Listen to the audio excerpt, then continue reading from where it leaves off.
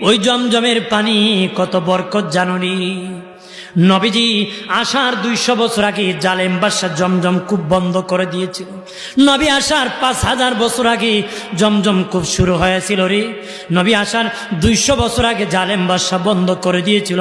নবীর দাদা Abdul Muttalib আল্লাহ বলেন স্বপ্নে বলেন তাইবা খনন করো, উনি বোঝেন নাই। দ্বিতীয় বললেন তাহেরা খনন করো, তৃতীয় দিন বললেন জমজম খনন করো।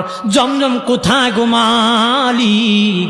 আল্লাহ বলেন কাবা ঘরের পাশে পাটা বলি দেয়, রক্ত গড়ায় গড়ায় নিচু জায়গায় যেখানে জমা হয়, কাক দেখবা সাদা কাক ঘুরবে, সেখানে আমার কুদরতি জমজম আছে। নবীর দাদা খাজা আব্দুল মুত্তালিব বড় ছেলে হারেসকে নিয়ে খনন করতেছি, জালেমরা বাধা দিতেছি। ও আব্দুল মুত্তালিব, এখানে আমাদের পবিত্র জায়গা, তুমি কেন বাধা দিতেছো? তখন আমার আল্লাহ 3 রাত ধরে আমাকে স্বপ্নে দেখেছি এখানে আমার কুদরতি আল্লাহর জমজম আছে। কনা আমাদের পবিত্র জায়গা, কেন তুমি এখানে খনন করবা?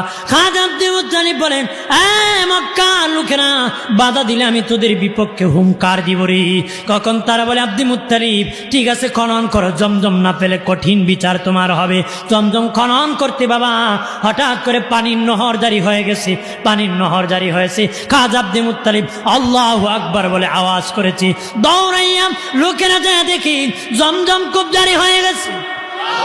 আর জোরে তখন তারা বলে আব্দুল মুত্তালিব একা তুমি মালিক না আমরাও মালিক। খাজা আব্দুল মুত্তালিব কয় আমি মালিক, আমার আল্লাহ আমাকে দিয়েছে, তোমরা মালিক না। তখন তারা কয় আমরাও মালিক। খাজা আব্দুল মুত্তালিব বলেন না না, সিরিয়ায় যাব, গণক মহিলা আছে, ওই ব্যক্তি গণক গণবি, স্বপ্নের তাবির করবি, সে বলে দিবি খেয়ে জমজম কূপের মালিক চলো রে। স্বপ্নের তাবির করে তারা রওনা করেছে মরুভূমির রাস্তা ভুলিয়া। বাবা এমন রাস্তায় গিয়েছে সামনে গেলে মরণ, পিছনে গেলে মরণ, সাথে কোনো পানি নাই, খাবার নাই, মরে যাবে রে। আব্দুল মুত্তালিব ডেকে বলেন লোকেরা নিজের কবর নিজে খনন করো, শুয়ে যাও, কারণ মরলে কেউ কবরও দিবে না।